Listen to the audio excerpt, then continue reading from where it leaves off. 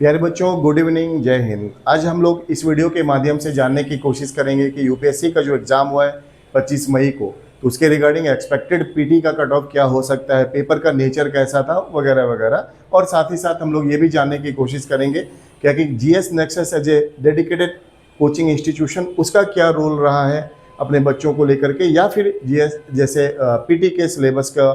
को एक comprehensive level पे कवरेज कराने को लेकर के, और फिर उसी के अकॉर्डिंग कितने क्वेश्चंस यहाँ से डायरेक्टली आए हैं। और चूंकि हम लोगों ने बहुत मेहनत की थी, हमारी टीम ने बहुत मेहनत की थी, तो उन सब का आज हम लोग वन बाय वन डिस्कशन करने वाले हैं। तो सबसे पहले शुरुआत करते हैं पेपर के नेचर को लेकर के। तो इससे पहले भी वीडियो बना चुका हूँ मैं, आपको पेपर कैसे देना था, बट अब पेपर हो चुका है, इसलिए हम लोग बात करेंगे कि पेपर का नेचर कैसा रहा है, कट ऑफ क्या कुछ होने वाला है, सारी चीज़ों को विगत जो अपने पास 2-3 साल का पीछे के कट ऑफ का एक्सपीरियंस है उन सबको भी लेकर के। तो आपने देखा होगा कि इस बार एक नए पैटर्न को इंक्लूड किया गया था, जो कि 3-3 लेवल पे स्टेटमेंट दिए गए थे। तो सर्टेनली कुछ ना कुछ यूपीएससी चेंजेस लेके आता ही है। और फिर जो आप देखेंगे पॉलिटी के क्वेश्चंस की ही बात करें तो पॉलिटी के क्वेश्चंस पिछले बार की तरह से इस बार कोई डायरेक्ट क्वेश्चन नहीं थे, सबके सब स्टेटमेंट में दिया गया था। इवन आपने देखा होगा इकोनॉमिक्स के क्वेश्चन भी अच्छे लेवल के थे, कुछ डाटा वगैरह को भी लिख, वो भी स्टेटमेंट में था। हाँ, इस बार जो एक रिमार्केबल चीज़ था वो हिस्ट्री के क्वेश्चंस का नंबर का बढ़ना, और दूसरा कि हिस्ट्री के क्वेश्चंस ऐसे भी डायरेक्टली ही पूछे थे। कंपेरेटिवली मुझे वो आसान लगा बाकी के कंपेयर से। और चूँकि इस बार कम्बिनेशन में आप देख सकते हैं कि कोड तो था ही अपने पास, जो 2023 में पैटर्न इंक्लूड किया गया था नंबर ऑफ स्टेटमेंट को लेके, वो भी था। और साथ ही साथ इस बार एक नए पैटर्न यानी 3-3 स्टेटमेंट के साथ उसमें आंसर करना। तो इन सब सर्टेनली, और क्वेश्चन का जो आपने देखा होगा कि क्वेश्चन किस टाइप के थे, तो देखिए एग्ज़ाम देते समय आपको बिल्कुल ये लगता है क्या कि भाई कर लिया, 85 कर लिए, 90 कर लिए, और धीरे धीरे 1-2 दिन के बाद समझ में आता है कि नहीं, कर लेने से मतलब नहीं था। अटैम्प्ट हमारे मतलब कि ओवरऑल जो नेट अटैम्प्ट है आपका, यानी कि नंबर ऑफ अटैम्प्ट माइनस आपके नेगेटिव वाले जो क्वेश्चंस हैं, उन सबको करने के बाद समझ में आता है कि नहीं, क्वेश्चन के डिमांड कुछ और थे, एग्जामिनेशन हॉल का प्रेशर, इन सबको मिला करके। क्योंकि आपने देखा होगा, आपको याद होगा 2023 वाला जो कटअप था, सब एग्जाम देने के बाद यही बोल रहे थे कि ठीक है, क्वेश्चंस पैटर्न की वजह से हार्ड लगा, बट कट ऑफ ज़्यादा ही जाएगी, 94, 95। बट इनफैक्ट कट ऑफ कितनी गई थी, 75 है ना, 0.14। 2024 वाले कट ऑफ के समय में मुझे याद है मैंने बोला था क्या कि कट ऑफ 90 के अराउंड रहेगी, 90 क्रॉस नहीं करना चाहिए। और लेकिन वहीं पे कुछ लोग थे, उन्होंने बोला था कि 96 के ऊपर ही या फिर 98 वगैरह कट ऑफ जाने के चांसेस हैं। और जब कट ऑफ आया तो फिर एग्जैक्टली वो चीज़ 87.98 यानी 90 क्रॉस नहीं किया गया था। अभी भी देखिए, सब कुछ अगर आप देखेंगे, पॉलिटी के क्वेश्चंस आसान नहीं है, आप एनालाइज करके देखिएगा, पॉलिटी के क्वेश्चंस आसान नहीं है। ज्योग्राफी के जो भी क्वेश्चंस हैं, या तो जो ट्रेडिशनल वाले हैं या जो मैप वाले हैं, वो सब मैप का भी बहुत आसान नहीं है क्या कि हाँ चलिए कोई एक पर्टिकुलर करने से आप कर देते हैं। तो कुल मिला के मैं उसको टफ की श्रेणी में डालूंगा। बाकी जो जैसे हिस्ट्री के क्वेश्चंस आसान थे, तो हिस्ट्री एकमात्र सेक्शन कर लेने से वो कट ऑफ ज़्यादा चली जाएगी, वो मैं नहीं मानता। उसके बाद जो ओवरऑल जो इकोनॉमिक्स है, ज्योग्राफी वाला चीज़ हो ही गया, इन्वायरमेंट वाला है, आर्ट एंड कल्चर वगैरह, आर्ट एंड कल्चर भी थोड़ा कंपेरेटिवली आसान था बाकी की तुलना में। तो मेरा जो अपना अनुमान है इस साल के कट ऑफ को लेकर के, वो है आपका 80 है ना, 81 एग्जैक्टली बोल रहा हूँ, और +-2, अभी भी +-2 लेके चल रहा हूँ, यानी कि रेंज मेरा हो जा रहा है 79 to 83। मेरे ख्याल से इससे ज़्यादा कट ऑफ नहीं जानी चाहिए, क्योंकि देखिए घर पे एनालिसिस करना और फिर एग्ज़ाम हॉल में एग्ज़ाम उस स्ट्रेस के साथ एग्ज़ाम को देना, तो थोड़ा नहीं बहुत फ़र्क पड़ जाता है। आप देखिएगा कि आप क्लासरूम में जो टेस्ट दे रहे हैं और वहाँ पे जो इतने सारे स्टूडेंट्स को देख करके एक मेंटल प्रेशर डेवलप हो जाना, फिर आप जो है उन सब के बीच में एग्ज़ाम देना, और ख़ास करके इस बात को सोच के देना कि यूपीएससी का एग्ज़ाम है, तो मेरे ख्याल से बहुत कुछ फैक्टर गवर्न करेगा। पैटर्न का चेंज हो जाना, तो सब कुछ गवर्न करने के बाद मेरे हिसाब से कट ऑफ का यही स्पेकुलेशन मैं कर सकता हूँ, 81 है ना, और रेंजेस 79 to 83। अब उसके बाद हम लोग देखते हैं क्या कि क्वेश्चन मतलब हमारा क्या रोल रहा था, जीएस नेक्सस का क्या रोल रहा था सिलेबस को कवर करवाने में, या फिर अपने डेडिकेटेड टीम के साथ हम लोग क्या कुछ वर्क कर पाए थे। क्योंकि हमने पहले ही बतलाया था कि हमारी टीम बहुत मेहनत करती है।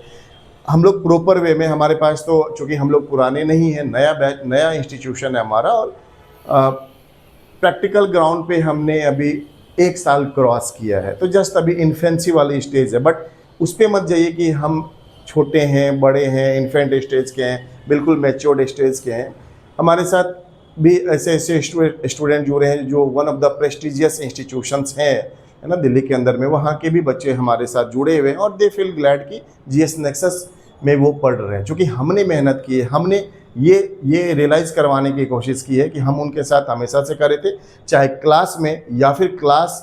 के बाद ऑफिस से जो उनको मटेरियल प्रोवाइड करवाया जाता है ना, इन सब के साथ, यानी कि होलिस्टिक प्रिपरेशन को लेके। तो सबसे पहले मैं आपका अटेंशन ड्रॉ करना चाहूँगा कि जो इस बार के क्वेश्चंस हैं, तो इस बार के क्वेश्चंस में अभी तक हम लोगों ने जैसे जो मेरे अंदर पॉलिटी एंड गवर्नेंस है, ज्योग्राफी का है सब्जेक्ट, डिजास्टर मैनेजमेंट है, मनोज सर है, मनोज सर के अंदर में जो अपने पास इकोनॉमिक्स का सब्जेक्ट है, इंटरनेशनल रिलेशन है, इंडियन सोसाइटी है, बाकी सब्जेक्ट्स जैसे अशोक सर ने पढ़ाया था, इन्वायरमेंट पढ़ाया था, जनरल साइंस पढ़ाया था, हिस्ट्री सर विशाल सर ने हिस्ट्री के लिए विशाल सर ने पढ़ाया था। तो बाकी चीज़ें हैं क्या कि सिर्फ अभी दो टीचर ने, यानी कि मैं और मनोज सर ने एनालाइज किया क्वेश्चन पेपर का, और फिर उसके बाद जो हमारे अंदर के सब्जेक्ट्स थे, यानी कि इस क्वेश्चन के अंदर में हिस्ट्री को मैं इंक्लूड नहीं कर रहा हूँ, जनरल साइंस और साइंस एंड टेक्नोलॉजी को भी इंक्लूड नहीं कर रहा हूँ, साइंस एंड टेक्नोलॉजी का जो करंट वाला पार्ट है वो जरूर इंक्लूड हो रहा है। तो इन सब को एनालाइज करने के बाद देखिएगा, एक होता है कि क्वेश्चंस 3 स्टेटमेंट में से एक स्टेटमेंट का मिल जाना, ये मैं बात नहीं कर रहा हूँ, मैं सिर्फ ऐसे क्वेश्चंस की बात कर रहा हूँ जो कि तीनों के तीनों स्टेटमेंट मिले हैं, है ना, जो भी है। अगर 2 स्टेटमेंट का क्वेश्चन है तो वो दोनों के दोनों स्टेटमेंट आपके नोट्स में मिलेंगे, है ना, या फिर हमारे पीडीएफ के अंदर में कवर होगा। तो जो नोट्स वाले क्वेश्चन है क्लास में करवाने, यानी कि क्लासरूम प्रोग्राम प्रॉपर, जैसे पॉलिटी की क्लास हो रही है और मैंने अगर इंटरमीडिएट लेवल पे पढ़ाया और वो जो क्वेश्चंस बने हैं, चाहे गवर्नर के रोल को लेकर के, चाहे लोकपाल वाली चीज़ों को लेकर के, या फिर governor as a state executive agency, या फिर उनके पास जो स्टेट कॉन्स्टिट्यूशनल हेड के नाते जो है पार्डनिंग पावर वगैरह का जो क्वेश्चंस है, तो इन सब को मिला करके near about 46 plus, near about नहीं 46 प्लस तो है ही है। साथ ही साथ मैंने उन सारे क्वेश्चंस को बिल्कुल एक्सक्लूड कर दिया है जो कि मान लीजिए 3 स्टेटमेंट में से 2 स्टेटमेंट मिले, 1 स्टेटमेंट नहीं मिला, वो सारे क्वेश्चंस नहीं है। अगर किन्हीं को भी वेरीफाई करना है तो ऑफिस में हमारा हमेशा पड़ा हुआ है, हमने पीडीएफ भी निकाला है, आज ही किया है वो सारे काम। और चूँकि बाकी क्लासेज वगैरह हो रही थी तो इस वजह से 2 दिन से कर नहीं पाया, और आज थोड़ा लगा कि ठीक है, चीज़ें जब हमने उस डायरेक्शन में मेहनत की है तो बतलाई जाए आप सबको, और फिर एक अच्छे एक्सपीरियंस के साथ एक अच्छी तैयारी के लिए एटलीस्ट ये तो कर सकते हैं कि वेरीफाई कर सकते हैं आकर के, और फिर चीज़ों को समझ सकते हैं क्या कि हाँ आपकी डायरेक्शन, आपकी तैयारी में क्या कुछ कमी हो पाएगी, क्या कुछ कमी है, या फिर क्या पोटेंशियल लगता है इस तैयारी के साथ अगले साल के एग्ज़ाम को देने का। या फिर अगर मान लीजिए होपफुली आपने इस बार के पीडी आपके अच्छे रहे हों तो फिर उसके बाद क्या कुछ चांसेस है मेंस का, और मेंस को कैसे इफेक्टिव बनाया जाए। तो ये तो रही कि जीएस नेक्सस ने क्या रोल प्ले किया। तो फिर से मैं बोल रहा हूँ 46 प्लस क्वेश्चंस डायरेक्ट हमारे क्लासरूम प्रोग्राम्स और पीडीएफ नोट से आए हैं। आपको ध्यान होगा, मैं आपको दिखा देता हूँ। ये देखिए, जनवरी से हमने करंट अफेयर्स देना शुरू किया था पीडीएफ फॉर्म में, क्योंकि पहले हम लोग हार्ड कॉपी नहीं देते थे, सॉफ्ट कॉपी देते थे, और सॉफ्ट कॉपी में देने के बाद ये रियलाइज़ हुआ कि स्टूडेंट्स इसको पढ़ नहीं रहे हैं, और फिर हमने इस टाइप का पीडीएफ देना, ये तो शायद सॉफ्ट कॉपी ही जाता है। इसके अलावा जो हमारे पास मिसलेनियस सीरीज़ है, सिविल सर्विस मेन सीरीज़ है, इंपॉर्टेंट आर्टिकल सीरीज़ है, इंपॉर्टेंट केस स्टडी सीरीज़ है, ये सब और भी बहुत कुछ हैं जो कि आपकी तैयारी को एनहेंस करते हैं। तो वो सब का हमने हार्ड कॉपी देना शुरू किया, और हार्ड कॉपी देने के बाद उसका टेस्ट भी लिया जाता है, खास करके मिसलेनियस सीरीज़ का, जो कि पीटी के हिसाब से, बाकी जैसे सिविल सर्विस मेन सीरीज़ है, इंपॉर्टेंट आर्टिकल सीरीज़ है, केस स्टडी सीरीज़ वाला, ये सब जो है आपसे डिस्क्रिप्टिव वे में आपसे लिखवा के लिया जाता है, सो दैट कि आपकी तैयारी किस लेवल पे, आपका इवोल्यूशन सही से हो पाए। देखिए, एक है क्या कि मन में ख्याली पुलाव बनाना कि ठीक है तैयारी कर रहे हैं, आईएएस की तैयारी कर रहे हैं, या फिर इवन सिविल सर्विस की तैयारी कर रहे हैं, तो मेरे ख्याल से वो एक सही एटीट्यूड नहीं है। सही एटीट्यूड ये है कि आप एक्चुअल में रियल टाइम मॉनिटरिंग क्या है आपकी, एक्चुअल में किस जगह पे आप स्टैंड करते हैं। यहाँ पे देखिए, एक चीज़ और हाईलाइट करता हूँ, अभी थोड़े दिन पहले बीपीएससी मेंस का भी एग्जाम हुआ था। बीपीएससी मेंस में देखिए हम लोग यही फरवरी करंट अफेयर्स जो उसके 38 वाले 38 क्वेश्चंस वाले 38 मार्क्स वाले क्वेश्चंस थे ना, सीधा सीधा उत्तराखंड हैज बिन उत्तराखंड में यूसीसी के इम्प्लीमेंटेशन को लेके, यानी कि यूनिफॉर्म सिविल कोड के इम्प्लीमेंटेशन को लेके क्वेश्चंस था। इनफैक्ट बीपीएससी में तो जितने भी क्वेश्चंस थे लगभग वो सारे क्लास डायरेक्ट क्लास नोट से थे, जो हमने करंट अफेयर्स का दिया हुआ था, इवन दिल्ली असेंबली वगैरह को लेकर के। तो जो भी अगर तैयारी करना चाहें तो अगर राइट डायरेक्शन में आगे बढ़ते हैं ना, तो ज़्यादा चांसेस होते हैं क्या कि आपकी रैंक सिक्योर्ड हो जाए ना। तैयारी आप पास करें इस बात को तो खैर भूल जाइए, बट मैं रैंक की बात कर रहा हूँ कि रैंक, एक अच्छा रैंक सिक्योर्ड हो जाएगा। ख्याली पुलाव नहीं पकाना है, रियल वर्ल्ड में जीना है कि अच्छी तैयारी के बाद ही हम कुछ बात कर सकते हैं कि पीटी एग्ज़ाम अच्छा जाएगा, मेंस एग्ज़ाम अच्छा जाएगा और फाइनल सिलेक्शन के भी बारे में सोच सकते हैं। वो सब तभी हो पाएगा जब हम एक प्रेस्क्राइब्ड सिलेबस के अकॉर्डिंग तैयारी करें। अगर जेपीएससी का एग्ज़ाम है तो जेपीएससी के एग्ज़ाम को फाइनल क्रैक हम जेपीएससी के सिलेबस को ही कवर करके कर पाएंगे, जीएसएससी के सिलेबस को कवर करके नहीं कर पाएंगे। अगर हमारे सिलेबस में ये दिया गया है इंडियन ज्योग्राफी और मेंस के सिलेबस में वहाँ पे देखिएगा रेफरेंस लेकर के तैयारी कराई जाती है। अगर मानसून पढ़ना है तो मानसून पढ़ने के लिए हमें एक प्रॉपर जो प्रेस्क्राइब्ड सिलेबस है उसके अकॉर्डिंग पढ़ना पड़ेगा, हमें मानसूनल मैकेनिज्म को पढ़ना पड़ेगा, advancing of monsoon in India, चाहे वो मान लीजिए वाकर सर्कल की बात हो, है ना, या फिर आपने आईओडी का पढ़ा होगा, इंडियन ओशन डायपोल का पढ़ा होगा, या फिर हम लोगों ने जो एनसो टेलीकम्युनिकेशन के बारे में, है ना। तो ये तो खैर आईओडी का डेवलपमेंट बाद में हुआ है 1999 में, लेकिन उससे पहले जो एनसो तो कहने का ये मतलब है क्या कि जो होलिस्टिक तैयारी है दैट गवर्न्स, है ना, दैट ओनली मैटर्स। बाकी चीज़ें बात करने से या फिर उसके आउटर कोर को छू जाने से तैयारी हो जाती है, तो वो बस एक ख्याली पुलाव लगता है कि हाँ चलिए ठीक है हमने तैयारी कर ली, बात आएगी। संयोग से पीटी अगर हो भी गया तो मेंस में रुके रहेंगे, है ना, मेंस में रुके रहेंगे, स्ट्रक्चर आपको क्लियर नहीं होगा, कंटेंट क्लियर नहीं होगा, यानी कहने का मतलब है कि दिक्कतें होंगी। तो जब भी तैयारी करिए, जहाँ से भी पढ़िए, खुद से पढ़िए, जहाँ से भी पढ़िए, जहाँ से भी डायरेक्शन ले रहे हैं, बस एक ये चीज़ है, कंसर्न इस बात का है कि अगर आप मेहनत कर रहे हैं, अपने वैल्यूबल टाइम को कंज्यूम कर रहे हैं ना, अपनी एनर्जी दे रहे हैं, तो दैट एनर्जी, दैट टाइम, है ना, मस्ट हैव वर्थफुल मीनिंग, है ना, उसका वर्थफुल मीनिंग होना चाहिए, है ना। और वो चीज़ें पे करनी चाहिए। पे किस सेंस में करेगा, आपके मतलब एग्ज़ाम बढ़िया जाए, और एग्ज़ाम बढ़िया जाएगा तो रिजल्ट तो आना तय है। मेंस अगर बढ़िया गया, है ना, तो फिर आप चांसेस होते हैं कि मेंस क्रैक हो जाए, मेंस में अच्छा मार्क्स आ जाए, और फिर बात बचती है इंटरव्यू की। तो पर्सनैलिटी डेवलपमेंट हम लोग ये भी नहीं करते हैं क्या कि चलिए साथ में लास्ट में वेट किया कि मेंस का रिजल्ट आएगा और तब जाके। इवन पर्सनैलिटी डेवलपमेंट के लिए हम लोग, जो मेरा कोर इम्फेसाइजेशन होता है एज ए टीम मेंबर, मैं और एज ए टीचर, मैं इस बात को भी हाईलाइट करता हूँ कि सिलेबस तो है ही आपका, सिलेबस के अकॉर्डिंग तो तैयारी करेंगे ही करेंगे, बट जो civil service administrative competency level है, यानी कि आपकी प्रशासनिक क्षमता का विकास, वो भी हर दिन ग्रो करना चाहिए। आपके अंदर डिसीजन मेकिंग कैपेसिटी डेवलप होनी चाहिए, आपके अंदर में कम्युनिकेशन स्किल डेवलप होना चाहिए। और मैं इस बात पे हाईलाइट करता हूँ कि क्वेश्चंस, जो गिवन क्वेश्चंस हैं, यानी क्वेश्चंस एग्जामिनर यानी जो एवेल्यूएटर होगा और आपके बीच, ये तीनों ही इस कड़ी में हैं क्या कि क्या कम्युनिकेशन एस्टेब्लिश किया मेंस के समय में उस गिवन क्वेश्चंस के थ्रू, पीटी के समय में वो जो एमसीक्यू नेचर था उस क्वेश्चन का, और जब मेंस इंटरव्यू की बारी आएगी तो ओरली जो पूछा गया आपसे, आप कितना सटीक हैं उसको आंसर करने में। तो यहाँ पे हम लोग एक एक बारीकी को ध्यान देते हैं। आपको इस हिसाब से भी ट्रेन करेंगे कि आपको दो मार्क्स में है ना, 2 मार्क्स के लिए आप कितने इफेक्टिव हैं राइटिंग को लेके, 5 मार्क्स में वो चीज़ें बतलाई जाए, 5 मार्क्स के लिए आपको लिखना है तो वो कितना इफेक्टिव है, क्या कुछ लिखना पड़ेगा। और वही बात जब आएगी 10 मार्क्स को लेकर के, तो कितना इफेक्टिव रहेगा, क्या लिखना पड़ेगा और वो क्या इफेक्टिव रहेगा। इवन लाइकवाइज 15 मार्क्स के लिए बीपीएससी की बात करें तो 7 मार्क्स, 8 मार्क्स, 19 मार्क्स, 38 मार्क्स, ये सब। जेपीएससी की बात करें तो 40 मार्क्स, है ना। इवन आपने देखा हो कुछ क्वेश्चंस 2 पार्ट में होते थे, यानी 20 मार्क्स को लेकर के। तो ये सब एक आर्ट है ना, और ये आर्ट एक दिन में डेवलप नहीं हो पाएगा। हर वीडियो में, हर क्लास में मैं इस बात को एम्फेसाइज करता हूँ कि आपको आंसर राइटिंग सीखनी पड़ेगी, आर्ट है। जितना आंसर लिखेंगे, आप आज पहला लिखना शुरू करिए और 5 दिन के बाद, यानी कि लगातार आपने 5 आंसर्स किए, तो देखिएगा 5वें आंसर्स में आपके क्या डिफरेंसेस हैं। वो डिफरेंसेस आप खुद नोटिस कर पाएंगे, तो एग्जामिनर तो सर्टेनली नोटिस करेगा ना। जब आप उससे पहले मेंस आंसर देने से पहले, मेंस लिखने से पहले 200 क्वेश्चन लिख चुके हैं, 500 क्वेश्चन लिख चुके हैं, जो भी है वो आप मान लीजिए कि पार्ट हैं, आप पार्ट हैं इस बात के क्या कि जो एक डेवलपमेंट डायनेमिक्स है आपके लिए, है ना, आपके द्वारा, यानी कि कोचिंग इंस्टीट्यूशन बस वो करवा पा रहा है, आप करना चाह रहे हैं और हम करवा पा रहे हैं, यही बात है। और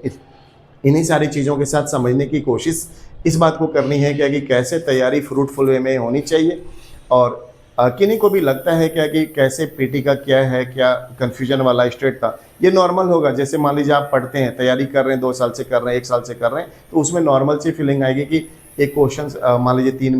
3 स्टेटमेंट में 1 आपका देखा हुआ था, 2 नहीं देखा हुआ था, या 2 बन रहे थे, एक कन्फ्यूजन होगा। तो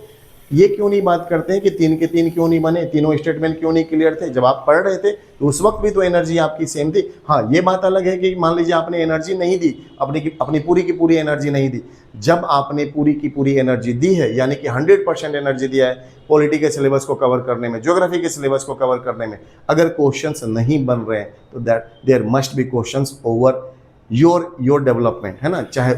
कहीं से भी आप पढ़ रहे हो तो आपके डेवलपमेंट पे क्वेश्चन होना चाहिए कि क्या उसमें कुछ कमी है। आप चीज़ों को आपको रैशनल वे में सोचना पड़ेगा कि तैयारी मेरी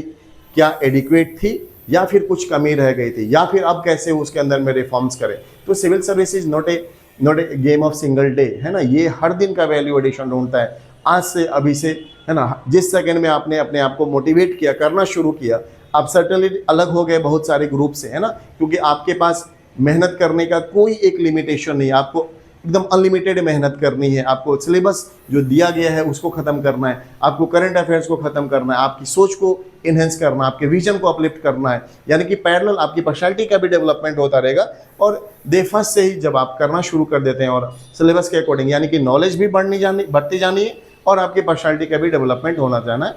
जाना है। और यही दोनों चीज़ें मिल करके फाइनली आपके रिजल्ट को गवर्न करता है। तो देखिए क्या है कि बहुत ज़्यादा सोचने की भी बात नहीं है, और बहुत ज़्यादा ये भी नहीं है क्या कि बहुत ज़्यादा पढ़ लिया तो रिजल्ट की गारंटी हो जाती है। सो बहुत एक डिमार्केशन लाइन जो है ना सारी चीज़ों के बीच में, बहुत डाइल्यूट सा है। इस डाइल्यूट लाइन को समझने की बात है कि किस एक्सटेंट तक हमें करना है, कैसे करना है, कौन करवा रहा है, सारी चीज़ें आपके हाथ में, डिसीजंस आपके हाथ में होते हैं, है ना। और जो भी आपके पास कन्फ्यूजन है, चाहे वो काउंसलिंग को लेकर के हो कि चीज़ें क्लियर नहीं हो पा रही है, तैयारी कैसे किया जाए, आंसर राइटिंग में क्या प्रॉब्लम्स हैं। अभी भी देखिए जेपीएससी का इंटरव्यू चल रहा है, किसी भी स्टूडेंट को अगर ये लगता है कि इंडिविजुअल लेवल पे जाकर के मुझे ये पता करना है कि ठीक है इंटरव्यू में क्या क्या क्वेश्चंस किए जा सकते हैं, तो जीएस नेक्सस हमेशा के लिए आपके साथ खड़ा है। शुरू से इस बात को हाईलाइट करते हैं क्योंकि एज ए फाउंडर मेरे पास 3 सब्जेक्ट्स हैं, प्रोमिनेंट 3 सब्जेक्ट्स हैं, तो आपको बिल्कुल भी नहीं सोचना है। और मेरे ख्याल से पॉलिटी एंड गवर्नेंस और फिर डिजास्टर मैनेजमेंट, और वहीं पे अगर ज्योग्राफी एस्पेक्ट को भी ले लें, है ना,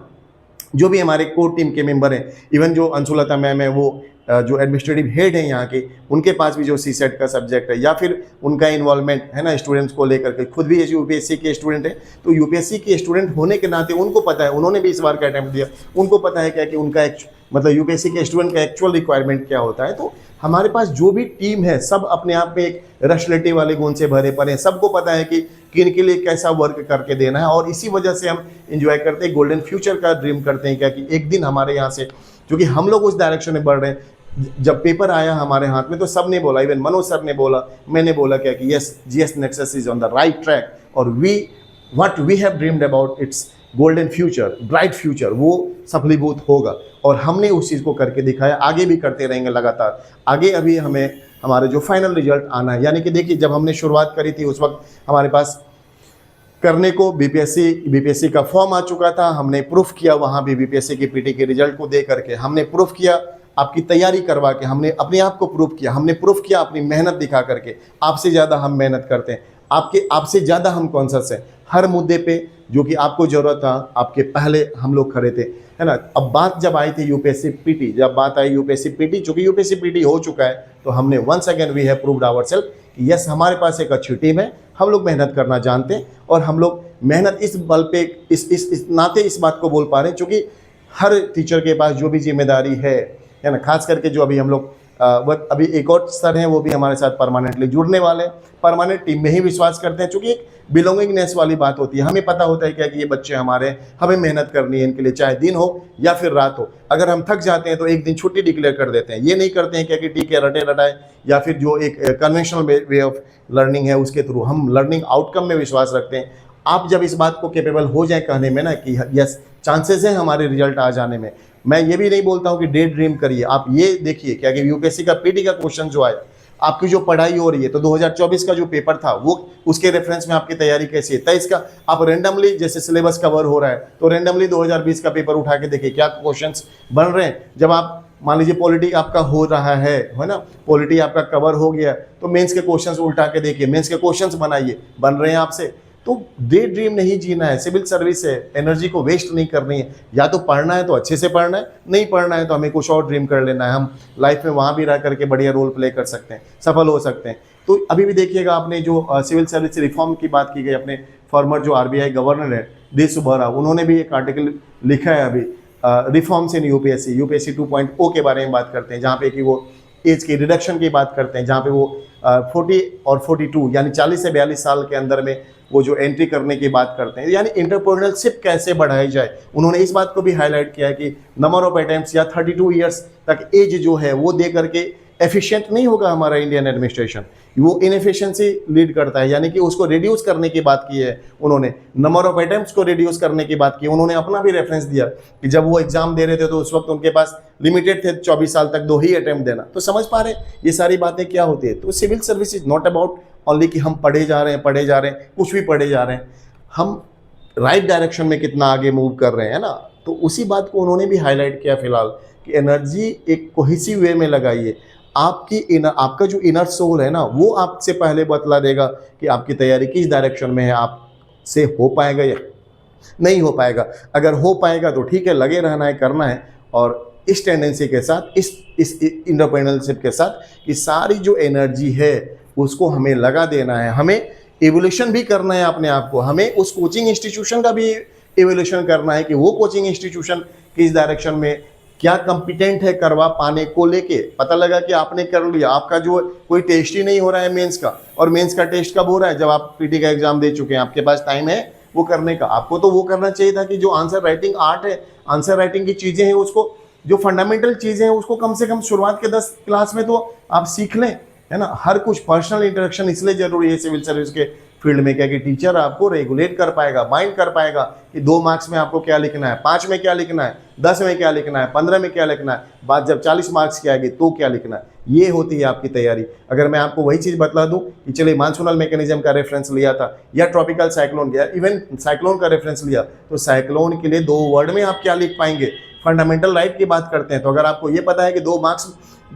वर्ड से बोल दिया, 2 मार्क्स में क्या लिखना है, अगर आपको पता है कि फंडामेंटल राइट है और फंडामेंटल राइट को ही आपको 2 मार्क्स के लिए लिखना है तो क्या लिख पाएंगे। यही फंडामेंटल राइट का रिलेटेड क्वेश्चन है, वो कुछ भी होगा क्वेश्चंस, बट एक मैं एग्जांपल के तौर पे बतला रहा हूँ। यही फंडामेंटल राइट को 5 मार्क्स में अगर लिखने की बात होगी तो आप क्या लिखेंगे, 7 मार्क्स में अगर लिखने की बात होगी तो क्या लिखेंगे। तो बीपीएससी हो, जेपीएससी हो, यूपीएससी है, ये सारे एग्जाम्स के फॉर्मेट है, कौन ले रहा है वो डिपेंड नहीं कर रहा है।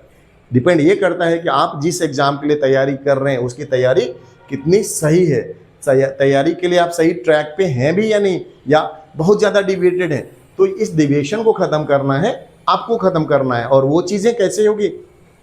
आप देखिए कि आंसर राइटिंग के लिए आपके पास कितना अभी तक डेवलप हो पाया, कितनी क्वालिटी डेवलप हो पाई, आप डिसीजन मेकिंग को लेकर के समझ पाते हैं कि नहीं समझ पाते हैं, आप डायकोटोमी वाली क्वेश्चंस में फंसते तो नहीं है ना। सिर्फ पढ़ लेना क्या कि हाँ चलिए ठीक है सिलेबस का पार्ट है, पब्लिक एडमिनिस्ट्रेशन है, सपोज जेपीएससी में है ना पेपर 4 के अंदर में, तो वो सिलेबस थियोरेटिकली पढ़ लेना वो चीज़ें नहीं, आत्मसात करने की ज़रूरत होती है। क्योंकि मेंस है ना, आपको एप्लीकेबल एस्पेक्ट में देखना पड़ेगा, बहुत सारे आर्ट सीखने पड़ेंगे कि हाउ टू इंटीग्रेट या how to efficient, how to make maximum level efficient answers, है ना, सो दैट कि एग्जामिनर को पढ़ के बस मुंह से निकलेगा कि वाह क्या मज़ा, मतलब मज़ा आ गया इस आंसर को पढ़ कर, क्या कितना बढ़िया प्रेजेंटेशन है, कितने अच्छे फ्लो चार्ट वगैरह के थ्रू इलस्ट्रेटिव है ये क्वेश्चंस, ये खुद ही आंसर, मतलब ये क्वेश्चंस जो लिखा है जिस स्टूडेंट ने, और उसी के बेसिस पे तो वो आपको जो है मार्क करता है क्या कि ठीक है ये कॉपी जिसकी भी है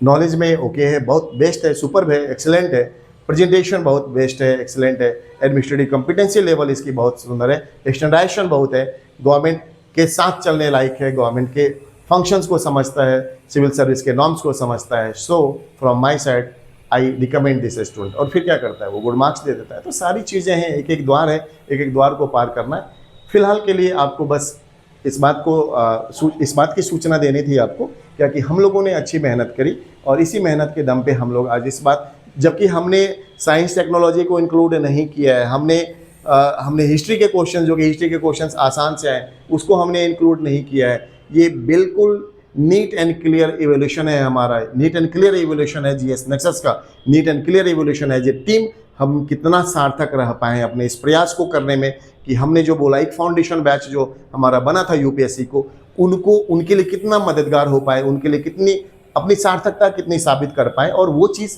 दिखती है हमारे आज जब हमने इन मतलब जो 2-3 सेगमेंट हैं उनको एक्सक्लूड करके डायरेक्ट 46 क्वेश्चन, वो भी एकदम अक्षर सा एक चीज़, ऐसा भी नहीं है कि 3 स्टेटमेंट में 2 मिले या 1 मिले, वैसे करेंगे तो फिर तो हमारे 60+ आ जाएंगे। तो ये है हमारी ताकत है, जो टीम, जो कि हम लोग एक स्टैंडर्ड वे में मेहनत करते हैं। यूपीएससी के जो प्रिस्क्राइब्ड सिलेबस है, यूपीएससी ही नहीं, इवन जो भी सिविल सर्विस का, चाहे बात जेपीएससी की हो, बात बीपीएससी की हो, हर जगह हमने प्रूव किया। चूँकि हमारे आने के बाद जेपीएससी का सिलेबस नहीं है, हमारे आने के बाद यूपीएससी का पीटी का एग्ज़ाम हुआ है, और हमारे मतलब इस कोचिंग इंस्टीट्यूशन के एग्जिस्टेंस के बाद बीपीएससी पीटी हुआ है और बीपीएससी मेंस का एग्ज़ाम हुआ है। तो अभी तक जो बेसिकली 3 एग्ज़ाम हुए हैं, बीपीएससी पीटी और मेंस और यूपीएससी पीटी, तो हमने तीनों ही पे शानदार परफॉर्मेंस किया है। और इसी परफॉर्मेंस के लिए मैं अपने टीम को भी कॉन्ग्रेचुलेट करूंगा, और ये भी बोलूँगा, रिक्वेस्ट भी है और वार्निंग भी है सबके लिए, एज ए टीम मेंबर और एज ए फाउंडर, चूँकि एक ड्रीम किया गया था कि जो भी स्टूडेंट पढ़े हैं इस बात को खुद ही विजुअलाइज करें कि हमारी तैयारी अच्छी चल रही है और हम लोग इसी तरीके से और मेहनत को अच्छे से करेंगे, पार्टिसिपेटिव प्रैक्टिस के थ्रू, कि हाँ ठीक है टेस्ट होना है तो टेस्ट देंगे, भागेंगे नहीं, चीज़ों को जो समझाया जा रहा है पर्सनैलिटी डेवलपमेंट के रिगार्डिंग या फिर नॉलेज एनहेंसमेंट के रिगार्डिंग, कॉन्सेप्ट बिल्डिंग के थ्रू समझने की कोशिश करेंगे। कोई भी इंस्टीट्यूशन अपने पर्पस के लिए नहीं बना, अगर है तो गलत है। इंस्टीट्यूशन का पर्पस है आपके पर्पस के साथ अलाइन करना, यानी जो एकमात्र पर्पस है आपका सिलेक्शन, उस डायरेक्शन में वो इंस्टीट्यूशन अपने सारे गोल्स को अलाइन कर लेता है। और हम लोग भी इसी कड़ी में हैं, आपके साथ हैं, आपके लिए मेहनत करते हैं। जय हिंद। सारी बातों को समझने के बाद एक बार जरूर आइए, अगर क्वेश्चंस है कि ठीक है हमने क्या परफॉर्मेंस किया, नहीं किया, कैसा रहा हमारा, चाहे बीपीएससी को लेकर के, है ना, कॉन्फिडेंटली किया है इसलिए कॉन्फिडेंटली बोल रहा हूँ, है ना, सारी बातें हैं। एक बार वेरीफाई करना चाहेंगे तो आप देखिए कि हम लोग क्या यूनिक मेथड के साथ कर रहे हैं सारी चीज़ें, और होपफुली आगे भी करते रहेंगे। और होपफुली अगर संभव हो पाया तो बढ़िया से बढ़िया रैंक भी हम लोग देने की कोशिश करेंगे। संभव नहीं, एक्चुअली सब इसलिए बोला चूँकि रिजल्ट जो है अनिश्चितताओं का दौर है, मेहनत करनी है, एग्ज़ाम फाइनली एग्ज़ाम हॉल में आपको ही डिलीवर करना होता है, हम बस माध्यम मात्र हैं। हम बस जो आपके जो सफलता है उनके लिए जो भी चीज़ें हैं उनको इंश्योर करेंगे, सारी फैसिलिटीज अवेल करवाएंगे, आपके पीछे मेहनत करेंगे, आपसे ज़्यादा मेहनत करेंगे, बट उस मेहनत को सफलीभूत करना आपके ही हाथों में है। तो इसलिए मैंने बोला संभव होगा तो, और बाकी लेकिन चांसेस को रिवील किया जा सकता है। तो अपने पास जितने भी बच्चे हैं उनके गोल्डन फ्यूचर के लिए, या फिर जो भी बच्चे इस वीडियो को देख रहे हैं ना, तैयारी जो करना चाह रहे हैं या फिर जो तैयारी कर रहे हैं, उन सब के गोल्डन फ्यूचर के लिए बेस्ट विशेष है। और फिर एक चीज़ सलाह है कि मेहनत करिए तो ऐसा करिए कि आप खुद ही अपने आप को जवाब दे पाएंगे कि यस आपका इस बार बहुत बढ़िया चांसेस है, क्योंकि तैयारी बहुत अच्छी है। सो जय Hind. Hit the like button and subscribe the channel for such updates.